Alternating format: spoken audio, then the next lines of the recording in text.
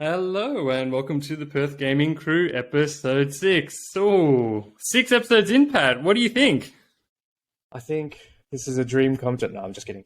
No, it's been great. It's been great. We've made it. We've made it to six. Six is my lucky number. So I feel like this is going to be momentous. Oh my Nice, god! nice. I'm just setting it up. I'm setting it up. Well, how ironic, because this episode, I mean, as much as we wanted to cover movie game tie-ins, and we will get there one day, won't we, Pat? We definitely will. Yeah, we Uh, it's coming, people. Hang in there. It's coming. If this is a lucky number for you, we are talking about an unlucky topic today. Like today, we wanted to talk about movie game tie-ins, but the people of Perth, demanding as they are, they said, tell us all about your hardest gaming moments. And we're going to have to cover that instead. So that's what we're doing today. It's a great topic. Has to be done. We're full of anger and rage coming off the boss fight a couple episodes back. We decided it's time to get a bit angrier and cover the worst, most awful, difficult levels and experiences in games. So that's what we're all about today. Most frustrating. I mean, the hardest part about this session is going to be keeping it PG. I know. That's going to be the hardest part. The struggle to not say anything bad and You to can keep just it do the level. eyeballs. You can just go. Yeah. Oh, true. If you see me starting to turn purple or just like my face starting to turn red, you know exactly the emotions that are going through. Throw a controller over it, like just throw a controller. It's like, That's it. still remember that. That's it. Many broken controllers. Oh my goodness. Exactly. So before we do that, though, we're going to have a palate cleanser. Pat and I do have to talk about what we're playing at the moment, just so we don't go into full rage mode. Something PG rated for when we start. So, Pat, tell us, what have you been up to? What have you been playing, man? Yeah, palate cleanser indeed. So I, like many other people this week, I believe, absolutely plunged and bought Theatrhythm. That's difficult to say. Theatrhythm Final Bar Line.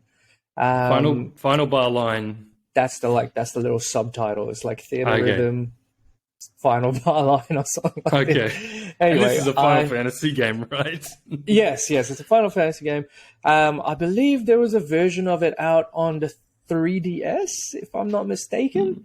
But this is for the Switch, and I feel like, but I'm pretty sure it came out because of the 35th anniversary of Final Fantasy. So it coincided with it, or they planned it, which is fantastic. But it's got massive track list.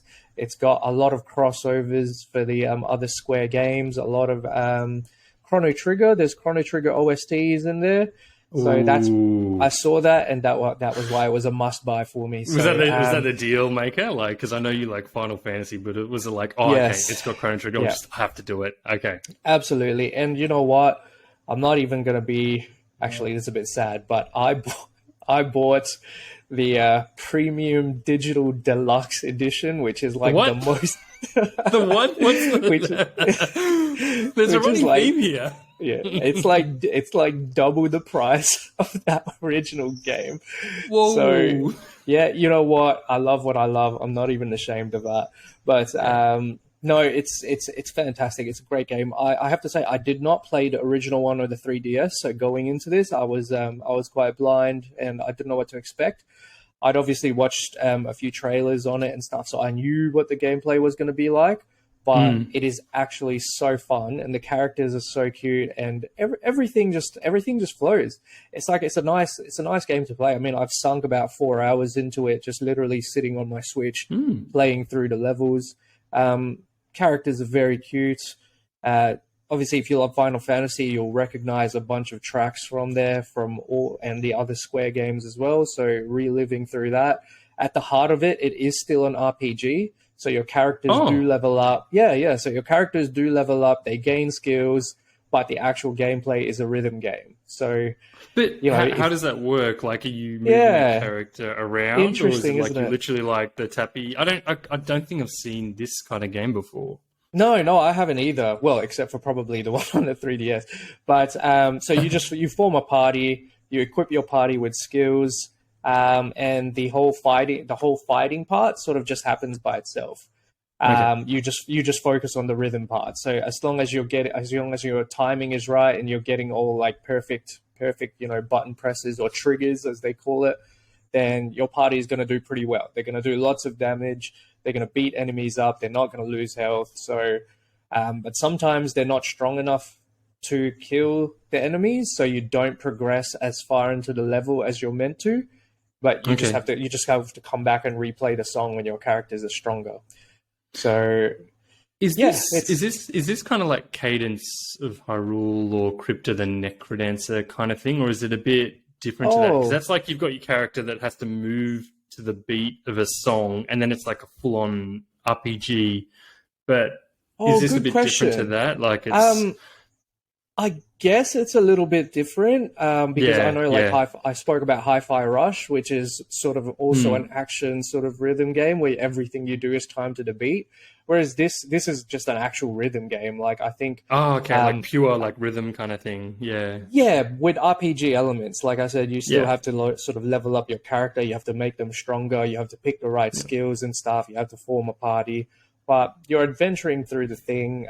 You're listening to like nice OSTs, nice music, and you're trying to hit the beats, which is very cool. If you're a pro rhythm gamer, there are plenty of challenges to do. If you're a beginner rhythm gamer, it's very, very easy to dip your feet into and play. I've lost countless hours this week just playing it. Like I said, about 4, and ongoing, to be honest. So it's really fun. It's a great game. Thoroughly enjoyed it. It's an absolute must-buy for anyone that's a fan of the series and of rhythm games.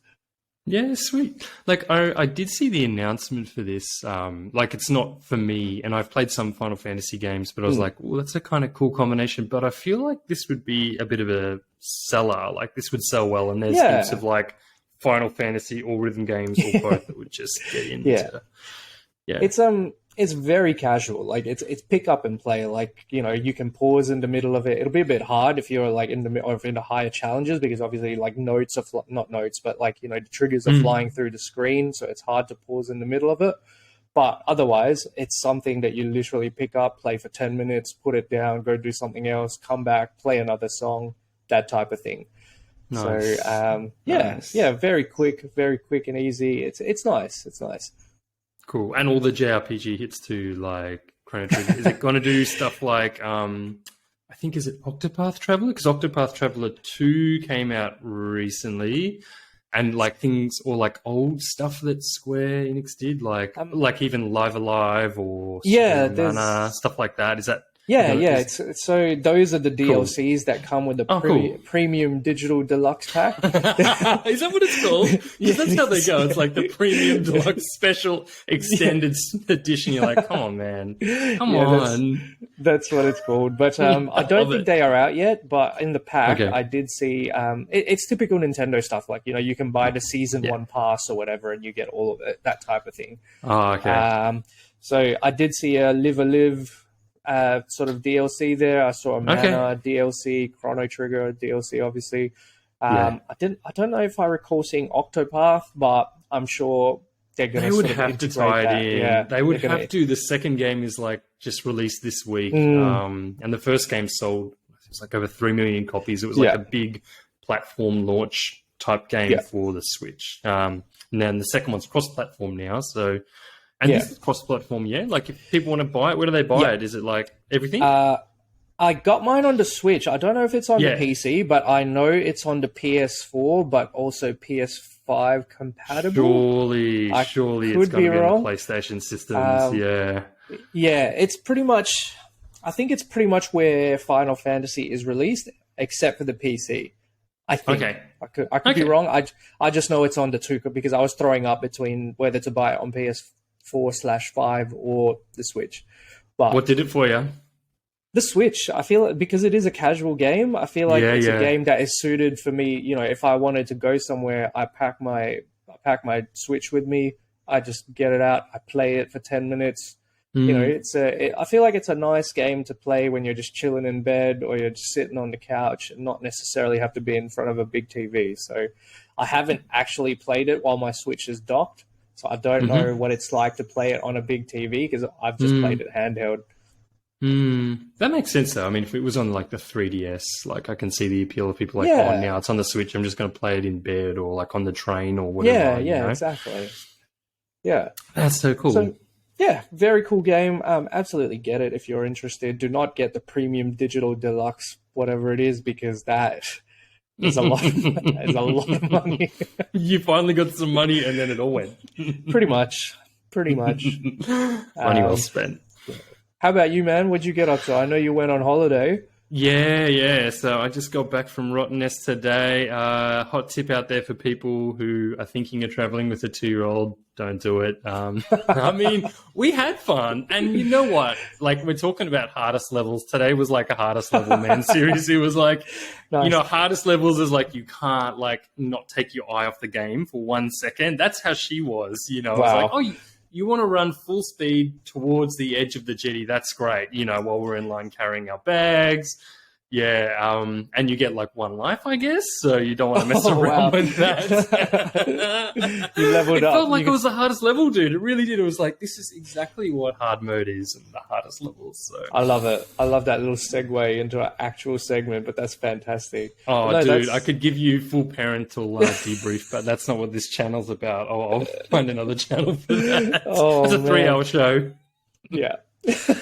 No. So I just got back from Rottennest, but I've only been playing one game last week. Do you know much about the Fire Emblem series at all? Oh, you got the new one? No, I didn't. I didn't get the Oh, new okay. one. I'm not sure about that one yet. Like, I'm not sold on it yet. Interesting. Okay. So I've played Fire Emblem Three Houses. That's wonderful. Probably one of the best Switch games out there, and one of the best games out there in the last 3-4 years, I would say. For me. Oh, Oh man, oh big time! I love it. I so love it. There's a massive fan base around it too. They're up for it. But there was a spin-off game, which is kind of funny because yours is like a cross genre game kind of thing. This is like a cross genre game. Fire Emblem Warriors. Three Hopes. Have you heard of that one? Like, it was. I have. It was I under have. the radar a little bit. Yeah, Okay, cool. absolutely. So, I'm not huge on Muso games, like those games like Samurai Warriors, Warriors Orochi. Oh. For listeners who don't know those games. Right up my alley. Oh, really, man? Oh, Absolutely. you like this then? Interesting. Is it that type of game? It's that kind of game. I thought- yeah, it's Fire Emblem, nice. but that kind of game. Like that same of Nice. gameplay loop, that like the mechanics. Yeah. So I didn't realize you were into these. So I love my Muso games. Oh, really? Oh, Yeah, absolutely. You would like this then you would Absolutely. Like this. So listeners like out there, Muso games are not a huge genre. I would say they're not like action RPG or FPS, but they're like you have your character or characters, and you fight like 1,000 guys who die really easily, and it's all kind of about like building your stats up and running around and capturing forts. Yeah.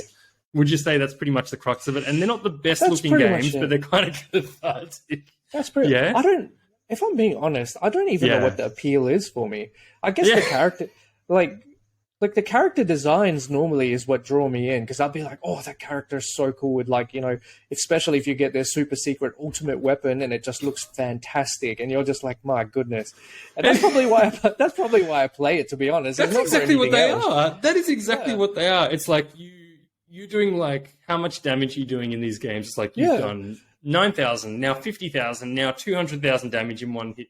You don't even know why it's 200,000 damage. It's just everyone flies off the screen. You've shot multiple colors out of your swords, and you're like, the screen's frozen up because it's gone all janky. And you're like, oh, that was really cool though, right? Is that not a Muso game? And it's cool, right? It absolutely is. And I mean, like I said, I've got like Dynasty Warriors, Samurai Warriors, even the crossover Warriors Orochi, which is the most ridiculous. Oh, I say most ridiculous, but I love it. Like I don't even care. Like, it's so good. I love it so much. Oh man! Well, we're gonna have to do a special on that too. Maybe we were going to cover like movie game tie-ins in the future, but we'll just have to have another segment that interrupts that. Muso games. Yeah, the people of Perth have demanded the Muso games. Yeah. Can't Wait, so stop the them. Fire Emblem one is like this, the Muso? Yeah. There's actually two. There was one that came out in the Nice. year the Switch came out, and that came out on 3DS. I don't know how it ran on the 3DS somehow by some miracle. And I don't know if you've seen the spin-offs that Koei Tecmo have done with other genres. So there's like a Persona 5 one. There's a Legend of Zelda Hyrule Warriors one. Yeah, there's One Piece. What is it? One Pirate Piece? Warriors or something? Pirate Warriors, that's it. Yeah. I'm into that too. So there's a couple of spin-offs and they're selling well and they have really great production values because they're incorporating the gameplay of those games into the core mechanics of the Muso genre. Fire Emblem Warriors Three Hopes is interesting because Fire Emblem Three Houses is the best-selling Fire Emblem game and it kind of reinvented that game to some extent. Like, it looks really good. It's in HD, as it should be on the Switch, but it just looks so much better than it used to in the older 3DS systems. And it was a bit Game of Thronesy / Harry Potter-like. So I don't know if you played it, but it's like you play as a teacher. In Fire Emblem Three Houses, you play as a teacher and you choose your house. And your students can die from permanent death. There's these rivalries. They feel guilt. Like, they kill someone. They're like, oh, I can't believe I just killed someone. You're like, oh, why am I getting like these 18-year-old kids to like kill people? I feel awful. What kind of teacher am I? There's romance aspects, of course. You can cook meals together and then you can just, like, the strategy game is fantastic. Anyway, I digress. Fire Emblem Three Hopes came out. It was a bit of a surprise one because, it's not as big as the Zelda games, of course. And it's essentially a retelling of the Fire Emblem Three Houses story with a new character. And the good guy, like the good guy-girl character, Byleth, that you played in Three Hopes, is now your rival. And you're playing this new character from a different perspective. And it's a weird game because it's like a remaster in the sense of it retells the story but has new bits of information throughout. So if you're into this world, it's that kind of game where you're like, oh man, they've kind of remade a game I like in a different style of combat, but really interesting storytelling. So there's a strategic aspect, there's a base building aspect, there's the combat is really good. I know some people even people who are into Muso games find them a bit repetitive, but it's pretty short and sharp, the combat, so it keeps you going. And you can choose 3 different houses. So to get through a playthrough with one house is like a full game on its own. No joke, dude. It's like 20 to 30 hours for one house. So I've already beaten this game 60. once with...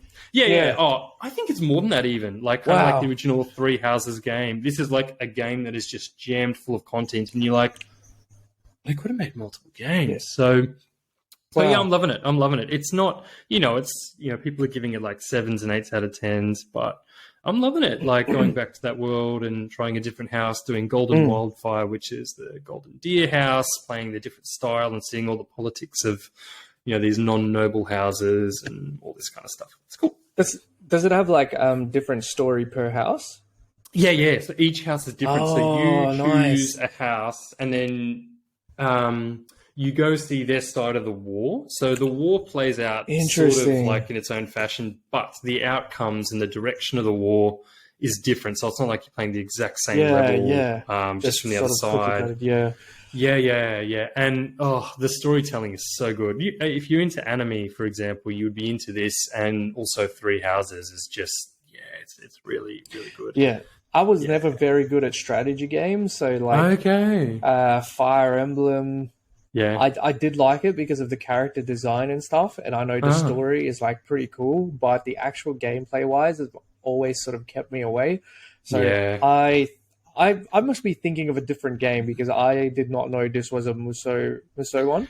Yeah. So the fact that this is more less strategy, would you say it's less strategy and more hack and slash? It has strategic elements where, like, when you're on the battlefield, so you've got to run around and hack and slash, right? And you jump between the characters while you take that fort or you escort that person or whatever you do. But you do need to jump into your map screen, which feels quite seamless and really good, and then allocate your warriors to go to different places. It's like, all right, you go do that. You take on the Wyvern Rider because you're good with, you've got art, you've got your bow, and I'll control this character and jump over there. but it feels really good. Like, it's not messy. It's actually done very well. So I think you'd be into this. Awesome. I'll give it a crack. I'll wait for next payday. Yeah. No, I'll lend you my copy. Oh, you don't need to buy the premium, the premium deluxe deal. Yeah, exactly. You got to save some money, Pat. My goodness, got to get you on like a GoFundMe, dude. Like, you got to save some money. Absolutely. Oh, far out. Yeah, but anyway, that's what we've been playing. That's amazing. And as always, we're just playing random side stuff and not like Hogwarts Legacy or Call of Duty. Oh, actually, yes. I also bought Hogwarts Legacy. Have you played it yet? So I have. It's on my PS5. I've only just started. I've only just finished creating my character, so I can't say too much about it yet. Maybe next session when I've gone through it a little bit more. But the game looks stunning, man. I can't wait because I'm a big Harry Potter fan. Nice. I went full immersion and called my character my full government name, so it's going to be a little bit awkward there. So. Hey, dude, the biggest fan base in the world has to be like the Harry Potter fans, right? Like, I'm sure you're not the only one. Someone will relate to that. So hear about that next week when I've actually played through it. Awesome. We've got to get through our segment on movie game tie-ins first, but we'll see if we can squeeze it in. Okay, so that brings us to our segment for this week, which is the hardest game levels. We had to cover it. Pat and I were workshopping ideas, and like people are angry and they need to vent their anger, and that includes us. So, Pat, you're up first, man. Like, what do you got? Like, what do you got?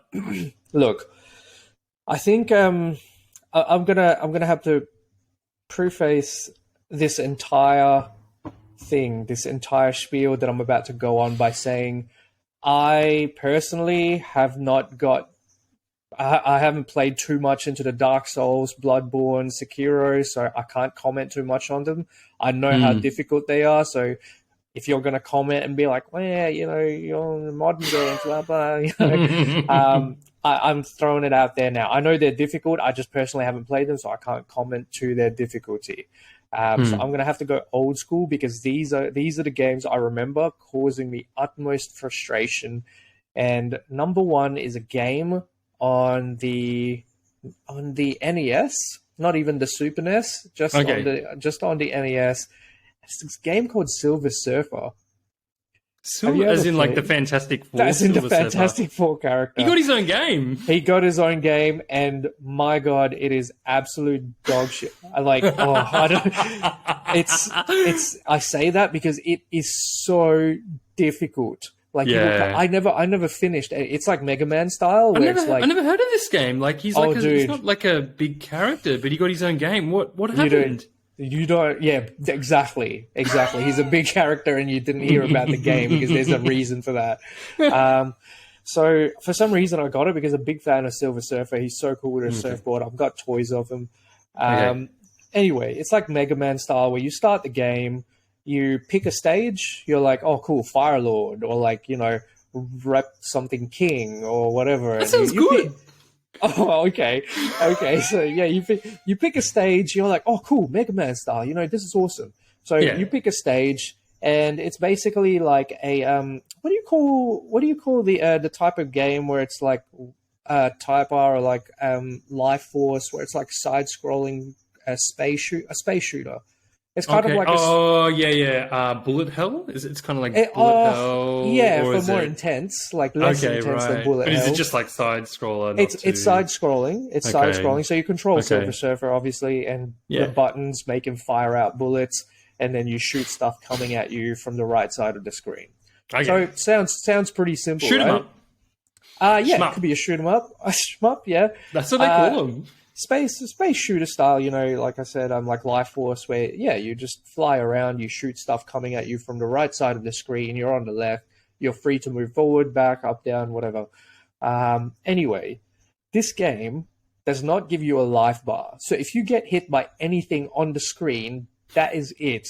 You restart from your continuation or your halfway point or your checkpoint, or you restart from the start. No life bars. Not to mention, the graphics are so, I can't really rag on it too much because it's an NES game from like the 90s or whatever. But I feel like the developers were taking the piss when they made this. Like, they would make the bullets the same color as like as like the background. So if you're on a green dude, if you're on a green background, there's like a foresty place or like a fireplace or whatever. Like the bullets coming at you are red and the floor is red. So you'd be flying and then all of a sudden you would just die. And you'd be like, what? That. Like what even hit me? And then there's other parts where there are sections where you think the wall is in the background because earlier in the stage the wall is in the back and you can fly through it. But no, this part, the wall for some reason is in the foreground. So if you fly into it, you die.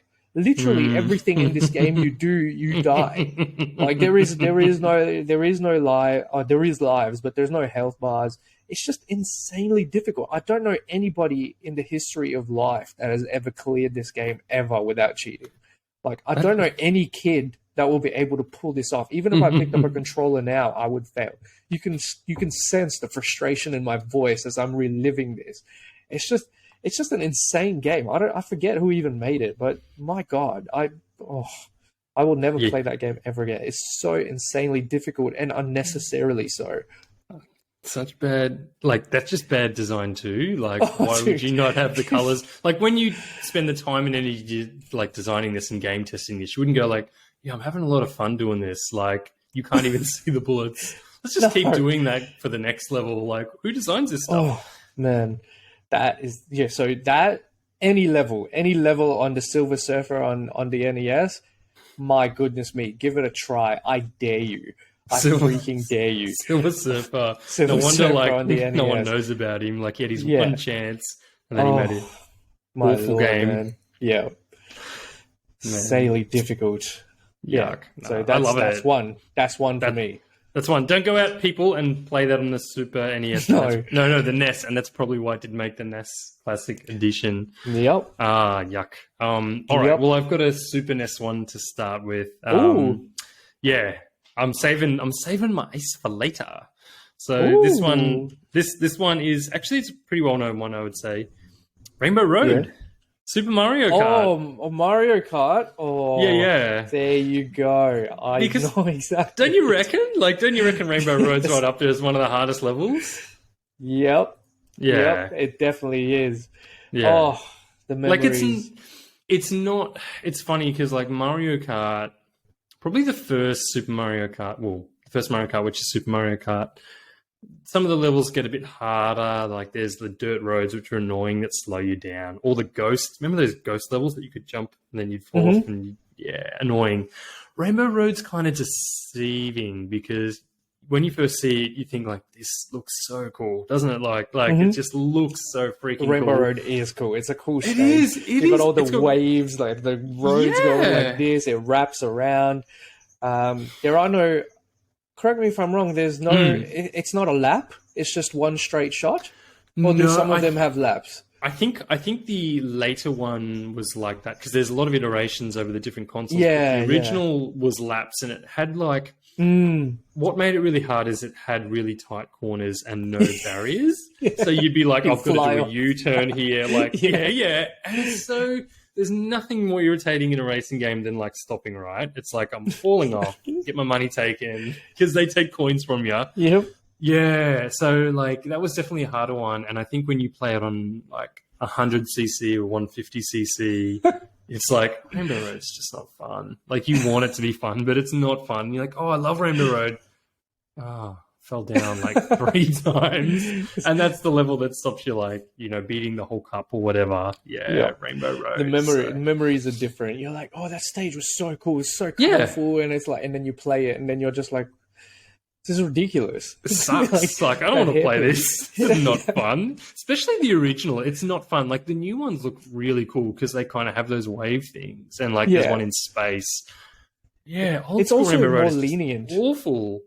Yeah, the new one is more lenient. I don't think you can fall off the sides in the new one. Well, I think you can turn barriers off, if I'm not mistaken. You can, you can actually turn like auto driving on so that you don't fall off. So that's like for people with kids or people who are new. It's like you play that and people think they're doing really good, and you're like, you're not doing good. You just like it's not an option. It's not an option in the original. No, it's not. It's pure frustration in the old console. So, wow, so that's my second one, man. Rainbow Road. That was your first one. Yeah. I'm watching you, Rainbow Road. You can't get away with that. That's a solid one. That's a solid one. That brings back memories for me. Happy That with absolutely brings back memories. that. Excellent. So what do you got, man? Number 2. Yeah, so another one from the Nintendo, the NES. Oh wow. Another one from the NES. Yeah, because Nintendo was known for producing some games that are called I think it's called Nintendo Hard. Like the phrasing of it is called What? Nintendo Hard. Okay, Yeah. you mean like So, this is a culture thing or whatever? Because I I don't don't know. know. I think I've heard. Sega games are pretty hard too. Like like some Yeah, of but those it's old not like Sega games Silver are hard. Surfer, and I'm pretty sure you're gonna know. I need to Google that after this show. Dude, you That have just to. sounds awful. You have to watch playthroughs of it, and you'll see everybody's frustrations. Oh my lord! This one is also from the same family, Nintendo. I'm sure you know this one, and it's a specific level in this game that is just ridiculous. Like again, I don't know how kids can do this because I tried playing this 4 weeks ago, and I was just like, okay, even with like. Okay, I'm not a young man anymore, but like I still have decent reflexes. I like to think, and I still have decent control over. You got my, gamer reflexes. You got like those gamer reflexes. Yeah, still got decent control over my hands and stuff. I played this a few weeks ago, just as a keep it quiet, but as an emulator. Okay, didn't hear it. And it was, it was difficult. It's the dam level in Teenage Mutant Ninja Turtles. Yeah. Oh, when you have to swim. That game itself is already like pretty difficult. Like Donatello is easily the best character in that game simply because he uses the damn bow staff. And because of it, it's got range. Like, I dare you to use Raphael or Michelangelo. I remember hiring this game. Yeah. Raphael's the worst. Michelangelo's not that hot either. It's like I freaking dare you to use Raphael or Michelangelo in this game. Like Leonardo, okay, he's got his swords, he's got decent range, but there is no way you're making it anywhere if you don't use Donatello. Simply because he's got the range for his bow staff. Anyway, so this game is already pretty difficult. Like, if you monsters come at you from the stupidest angles, they have the weirdest patterns, but it's cool. It's Teenage Mutant Ninja Turtles, cowabunga, man. That shit's cool. Anyway, so the damn level it's just unnecessarily difficult. Like this, like April chirping at your ear. There's you're under a time limit first of all. So like for some reason, because there's like a bomb or something it's about to explode, you have to find it. So you're under time pressure. So every gamer knows that the moment you add some sort of time pressure into it, even though it's quite sufficient amount of time, you feel the pressure. You're like you unnecessarily panic and stuff. So it's under time pressure. There's seaweed that hurts you for some reason, like the seaweeds around the sides. So you have to have absolute 100% precision in swimming through the little canals that they provide you. It's not an easy to swim game. I remember this game. It's like it's not awkward to control, and it's not fun at all. No, it's not. It's not fun at all. So I don't know how a kid can do this. So by the time you get to the end, because you're rushing. Don't forget you're rushing as well because you're under time pressure. So you can't just take your time swimming through with precision. Like you have to actually I'm in a rush. By the time you get through the end, you'd be lucky if you have more than half health left. So it's just an unnecessarily difficult part of the stage, which is just like why? You're a turtle. You can breathe underwater, for goodness sake. That's so true. Why swim. is it harder for you to be underwater, and why is the environment? I get spikes or gaps in Mario, for example, but I don't get the electric seaweed or whatever it is. You can't touch anything. No. It's man, it's like the board game Operation. It's literally that. Like it's literally like that. But just imagine someone I think this is coming back to me. I think one of my heroes on YouTube said this exact same thing when he was describing his playthrough of Teenage Mutant Ninja Turtles. It's the angry video game nerd, James Rolfe, an absolute genius at his craft. So shout outs to him. Hopefully one day he gets to see this. That'd be nice. He's so good. But he's a genius. He is a master at his craft. Anyway, he compared this level to I think it's this game he was talking about where he said it's like playing the board game Operation, but someone is shaking it and someone is like shouting at your ear or something while you're trying to move the thing and avoid getting shocked. So it's just, like I said, unnecessarily difficult. I don't know how kids can finish this level. It's just ridiculous. It's like, calm down, Nintendo. Relax. Why would you do that? Why would you make it level?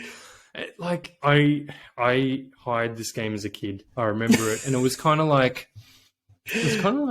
one of those games again. It was like, oh, they're making a Ninja Turtles game, so finally, like, it's on TV. Like, we watched, like, I don't know if you grew up watching the Turtles like I did. It was like, absolutely, it was on the mornings, like 6. Oh no, it wouldn't have been that early. Maybe 7:30. It was so cool. And then it's like, oh, we're bringing a game out, and the game was just awful, like you would save Donatello to last because he was the best, and all the other turtles would die off first, and you could use him later at a boss. And then the underwater levels, I couldn't beat it. I know it's such an awful game. I know they released the Cowabunga collection. Did you hear about that? Like, did you get that, or are you I was thinking of getting that, and I was like, I'm not doing it again. I can't go back there. I can't. You got to go forward, man. You got to move forward in life. Like, no, I haven't got it yet. But to their credit though, succeeding Turtles games are actually on point. Like Shredder's Revenge. True. Oh, so good, man. Yeah, like it's so good. Oh man. So it was only that first. Yeah, it's only that first one. That was just ruthless. The Turtles took their time to grow up. It's ruthless, man. Oh God, yeah. No, I knew that one would have to come up. It's like, and like people who didn't like, there are people out there who are like, I wish I grew up like in the 80s or 90s and played these games. No, you don't. They don't have these memories like we do. It's like, no, you don't. Like, games are hard ass these days. You don't know any different, man. Like, we grew up with this, and it was like, you had to return a rental with one level beaten, and you've spent like, you've rented it for the week. Yeah. And you've got no other games to play. You've rented that one game. So you can only play that. All right. Yeah. Now you got like Game Pass. It's like, right. Exactly. At your fingertips.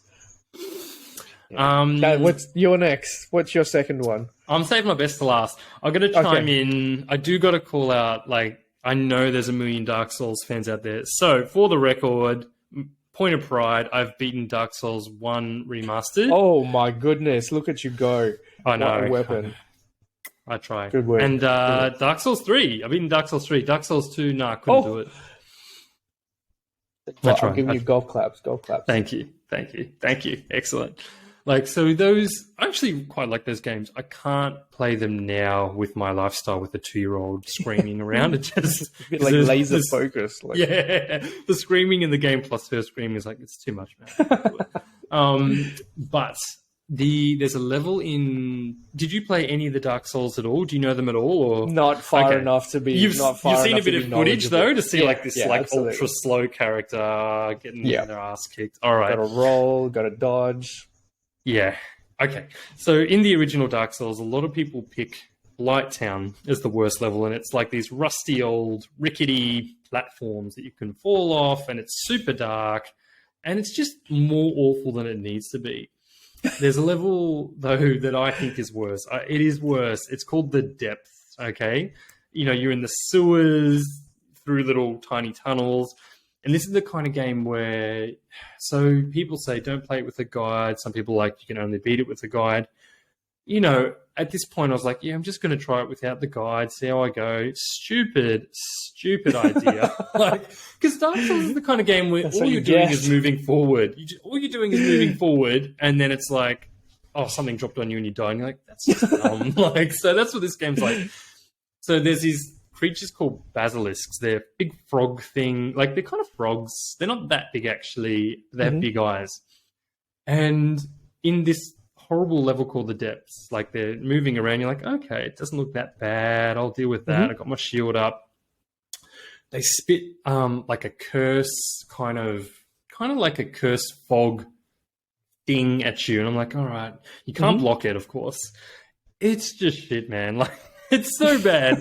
It's like they're there. You're like, all right, you hit me with your fog. Okay, I'll deal with that. And your life just drains, and you've got this flashing things like cursed. I'm like, what's going on here? You are never equipped with like anti-curse material because you just don't have it on you at this point in the game. And true to form, like Dark Souls, like you're gonna die. There's nothing you can do about it, but you're gonna die really, really slowly. So you get really stressed out fighting these basilisks with big, awful, stupid eyes. You cut through them. You're just slowly dying. You're like, you can like heal. It doesn't matter because the curse just kicks on around and sticks around. And then, because the level's just awful, there are little like corridors. You can go down a corridor and all of a sudden you fall off the edge for no reason. You're just like, I'm trying to run away from the curse. You know, like maybe there'll be something ahead that can help me with this curse. Idiot. Why would I think that about a Dark Souls game? I should have run backwards like at top speed with no armor and no clothes just to buy a curse from a random NPC, which is what you actually need to do in the game. But awful. Just like there's no warning. It's like you don't just ruthless. Don't you hate it? Yeah. It's kind of like, don't you hate it like in a game doesn't telegraph, like doesn't tell you what to expect. It's like the Silver Surfer the first time you play it. Oh, I absolutely. died in one hit. Like, where's my health bar? I need a health bar to know what's going on. So it's like that. So look, Dark Souls games, I do think they're excellent in their own way. You need to commit to them to get through, and they're good for a certain time, I think. But yeah, that's just unfair. Unfair, Pat. I'm not happy. Absolutely ruthless. This is why I don't play these games. It's because well, first of all, I think I lack the necessary skill to everyone play does, it. Pat. But second of all, I will probably chuck my controller through the TV at some point. Like this is why. Like imagine, oh man, like just like walking and then something drops on you and it's like you died. Yeah. And then isn't there a penalty for dying? Yeah, you lose like all your souls. You have to go back to the most recent bonfire, and that it's so frustrating. Like, does everything get harder?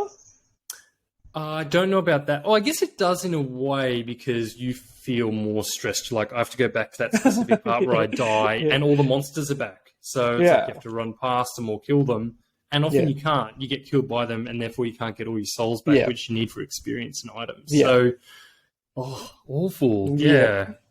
Awful. So this is, hey, all the power to you, man. You finished 2 games that I'll probably never, ever touch in my life. So, good Fair work. enough. I do have my eye on Elden Ring, but I'm like, maybe when Penny turns 20, I'll do that. So that's on. That's in the backlog. Yeah, we'll do the backlog episode. It'll be like Elden Ring's right there, premium, super premium edition. Yeah, it'll be Elden Ring 12. Yeah, true.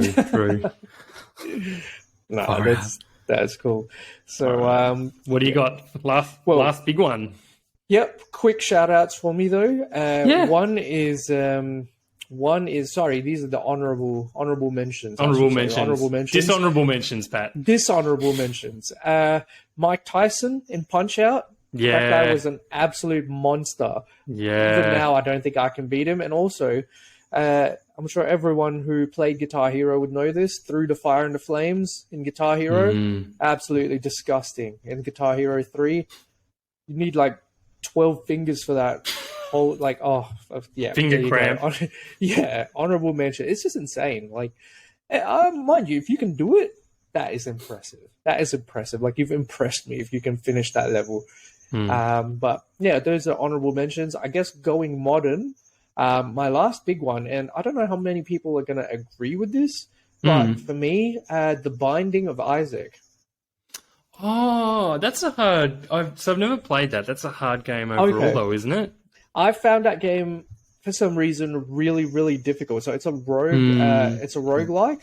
So the dungeons are procedurally generated. And how do you explain it? Like it's like Legend of Zelda style, where it's that sort of that top down view. There's just things coming at you from all directions that you have to avoid. You have to fire your tears and stuff like that. You get upgrades and things like this. Sometimes you get bad upgrades. Sometimes you get really, really good ones. It depends on your run. So depending on your run, also, you can finish the game or you cannot. Because if you get really bad upgrades, you're not going to last too long. Mind you, the graphics are pretty cool. Like, because the upgrades change, like, you know, they change how you look and things like this.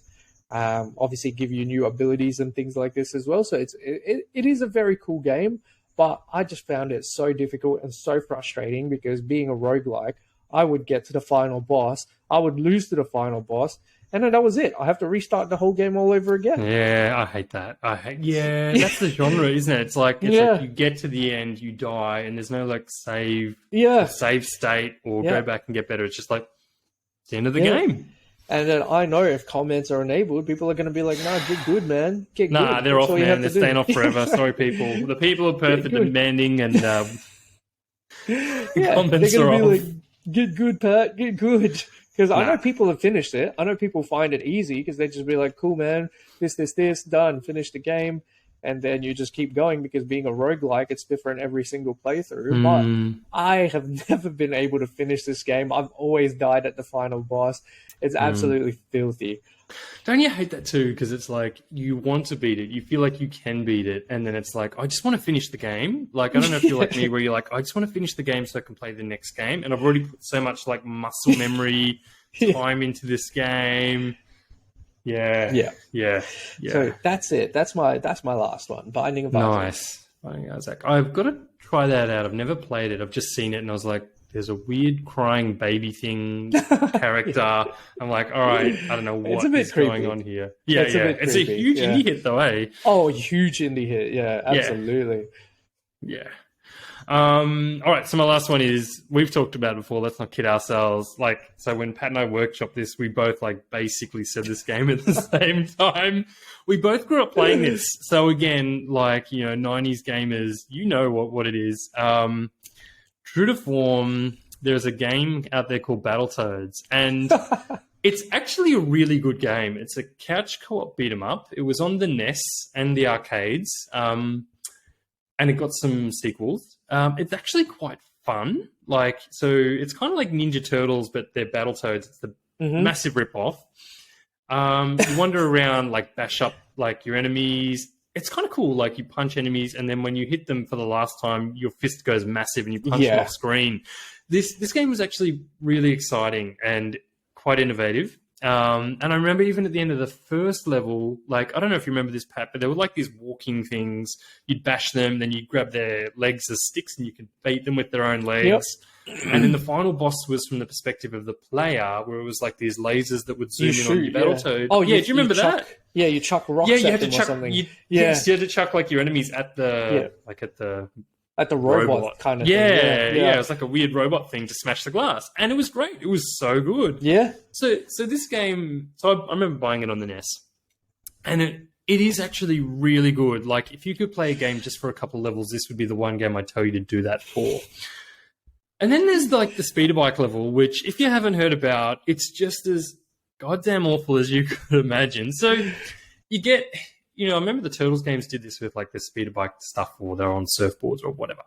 Anyway, so the Battletoads get on speeder bikes. The level looks cool. It's like this weird ground that's pink, fleshy, organic, weird. I don't know how to describe it. So you played this level, Pat, right? Like you've played this, yeah. So I think that's a fair description. Like the road is like this weird pink alien thing. You get on your speeder bike, and you're like, this is cool. Like I'm on this hover bike, and it's a bit bouncy, and it starts picking up speed, and you're like, shit, this is fast. Like this is getting fast. And you're like, oh, there's a few little trials where you got to move up and down to dodge like a block. And you're like, all right, I can deal with that. And then it gets a little bit harder, and you're like, oh man, that's hard. That is really hard. And then you realize this is like the first 5% of the entire level. The entire level is like this, but it just escalates more and more and more and more. And it is infuriating because it gets to the point where you can't move quick enough to dodge the blocks. Yeah. You'll jump a block, but then there'll be a block in the air that you'll run into, and you're like, what? Yep. You'll jump off the edge of a ledge, and you'll literally be leaning into the screen like this, like, and pushing into the corner. And I remember my brother and I were playing this as kids growing up, and we looked at the TV screen. We're like, if we're in the top right of the corner, leaning that far, we may get the jump and land on the road. And even then you don't, because you go to land, but sometimes you fall off the screen. Like, do you remember that? Like, you're like, why did I fall off the screen? Like, you just like sail past it and down you go. it's awful. Like, it is just absolutely atrocious, and it's not fun anymore when you've done it 30 times, or you can't even do it 30 times because you run out of lives, and you know you're going to run out of lives. You're like, all right, I'll get it this time. Yep. And then you die earlier than you did last time because you just all right, Pat. Is this like a fair call? Like, you played this level. What did you have a great time? You have a good time playing games? For the most part, yeah. But you know what makes it even harder? Yeah. Is that you can hit each other. Like, why are you not in Battletoads? Yeah, why are you not invincible? Or why can you not turn off friendly fire? So, like, trying to keep. I remember playing this, when I was younger, and you try and save as much lives as you can, or as many hearts as you can, because you know the speeder bike level is coming up. Yeah. But if you're accidentally punching your friend across the screen and they fall off, you know, like you're. Well, what can you do? Like, you lose lives. And then sometimes you get the flies. You get the flies as like extra health or like extra life. Like, because of the way the stage is set up, or I guess it's just like the development of it or something, because it's not it's an older game. So let's be mindful. You know, when you jump off the ledges to get them. Sometimes you get them, sometimes you don't. Like, exactly. That's so true. It's like exactly you might die like today, you might not. Good luck with that. Exactly like you said with the speeder bike thing. Like sometimes you're gonna land on the road, and sometimes you're not, even though you're actually like right there. Yeah, you're because I'm doing it. I'm doing it. Like I'm doing it, and I'm not. Like, exactly. It's like because you're in a different plane or something, because you can move up and down like the plane. Yeah. So like you think you're in front of it, but then you don't. That's also the problem with the bikes, you know, with the ramps. Yeah. Like, you think you're going to get on the ramp, and then all of a sudden you're just flying off the screen. So that's beautiful, isn't it? It's awful. So, it's such. It's unnecessarily difficult. It's like. I never got past that level. I could not beat that level. And I remember playing this and I was like, I can't beat it. I'm so frustrated, and it's so hard to get there. I don't know if you remember the snake level. Like, that's pretty awful too, where you go down a tunnel with ropes. And then there are snakes. Do you remember the snakes go in, and then you have to jump to another coloured snake, and then another snake comes? Is that where you're hanging off the rope? You're hanging off the rope at the start of it? I think there's one. I don't know if it's the same level. There's one where you're hanging off the rope and you're like kicking the flies or whatever, and you're kicking them outside the screen, and you're kicking each other accidentally because you're like swinging. Yeah, and you're like a big boot to your mate and you kick him out. Or you turn into the bell. You turn into the bell that goes like this. The bell was so good. It goes crazy. And it was just it's good if you're playing control. Single player. If your mate is there, he's gone. Yeah, it's so true. The bell's awful because... So anyone who's listening to this is like, what is this game? It makes you're a bell, you're fighting snakes, you're on speeder bikes. It's really weird. You need to view footage. I forgot the bell, and the bell has like a weird... like a sword in it or something? Yeah. And you just bounce around. Yeah. Awful. I remember I remember this part where I was like punching a rat mutant thing, and then you punch him in the ground, and I start kicking the head. I don't know if you remember this part. You like kick, and you know the big kick's coming. And my brother was like running down to like get a fly or whatever. And the kick carried and just sent him off the screen. I'm like, oh, I didn't mean that. And we would argue literally, like, you meant that. I'm like, I did not mean that. I'm like fighting the mutant rat. It's like, you did mean that. I'm like, I did not mean that. This game like turns friends and like family into foes big time. That's what it does. It Dude, really you know what? We can absolutely keep carrying on, because there is just like, as we talk about this, there are like levels that I'm like not levels, but there are games that I'm remembering where I'm just like, wait a second, this is friggin' difficult. This is like, not right. Yeah. So this is not right. Yeah. So there you go. We are actually out of time, Pat, so we might have to do a part 2 for this one too. Might have to do a part 2, you know, instead of doing a movie tie-in adaptation. I know. We'll get there next time, I'm sure. No doubt about it. So look, that's us for today. Like, what we covered, 6 games, a couple of shout-outs. We hope there was something for everyone. Like, being a video gamer is not always fun. Thanks for joining us today on the episode. And I think that's all from me. You, Pat, got anything else? You all good? Yeah. Make sure you visit perthgamingcrew.com. We're going to start kicking it up. This is our 6th episode. Shameless That's plug. so true. Perthgaming.com. Yeah. Go listen, go watch, and support local. Absolutely. Go support local and go buy like the Cowabunga collection and play that like level in the classic NES game. Absolutely. So awful. It's so awful. No wonder like Battletoads is not like available on the modern consoles. Silver Apart from the Surfer. remake, but it ain't the same thing. Awesome. Well, that's PGC over and out. Have a good week. We'll catch you next week. Bye.